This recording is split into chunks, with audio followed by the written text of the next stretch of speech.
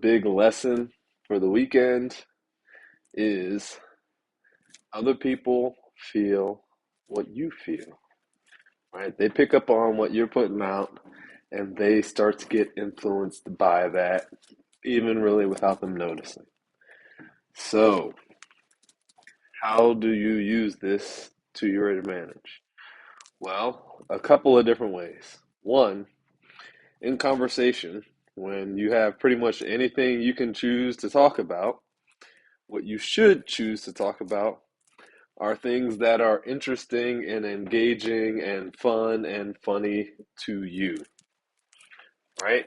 Because when you are interested and engaged and having fun and laughing because something is funny, then the other person will as well because of those mirror neurons we talked about.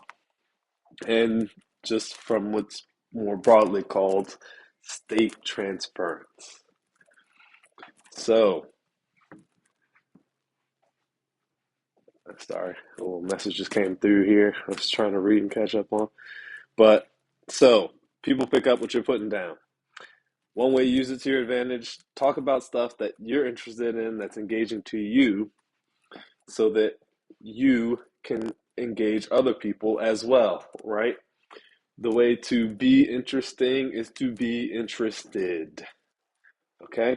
So use that when you're thinking of stories, you know, funny little things that happen, whatever. If it's funny, interesting to you, say it in general, right? You always have to calibrate. Some of y'all out there are a little weird. Maybe you shouldn't just say whatever comes to your mind or whatever you find interesting.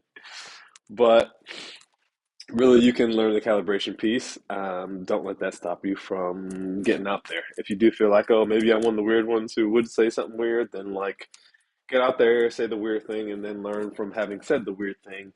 Don't not go out just to avoid not saying weird things. So still go out, still put in the action. You'll learn from it and you'll really grow from it. That is like the advice.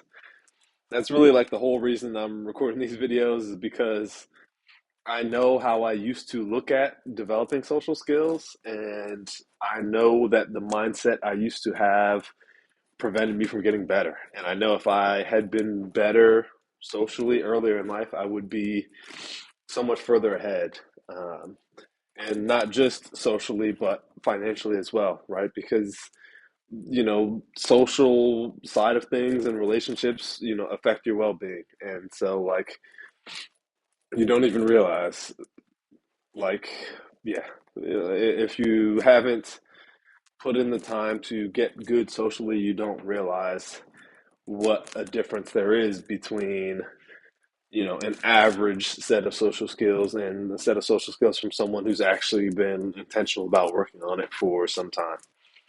It's night and day, and like when you have the experience and the awareness, like you can tell very, very quickly. Like within the first few seconds of meeting someone, you can tell whether they are experienced socially, which then gives you an idea about, again, their communication skills, their skills in terms of, finding common ground, making win-win situations, self-motivation, state control, et cetera, et cetera, et cetera. All these things that social skills directly and sometimes indirectly as well help you develop. So that's the first part. Second part, back to the original kind of point of the video. How can you use this idea of what you feel others feel to help you when you are out in social situations? The second way comes like this, okay? When you meet someone you are interested in romantically, don't try and hide or suppress your romantic feelings. Because if you are feeling romantic, it can and often does transfer to the other person where they will start feeling more romantic as well.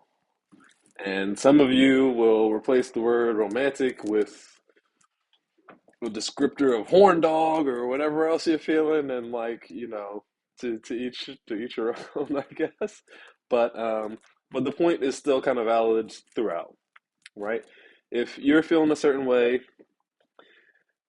and you can express that, and it's not necessarily, becoming vulgar and just saying the most wild thing, but like if you could express it energetically, even, I really do believe people have a way of reading and picking up on the energies that you put out in very subtle ways. I think it comes across in even how you present yourself, your body language, the slight movement of your facial muscles and all these different things.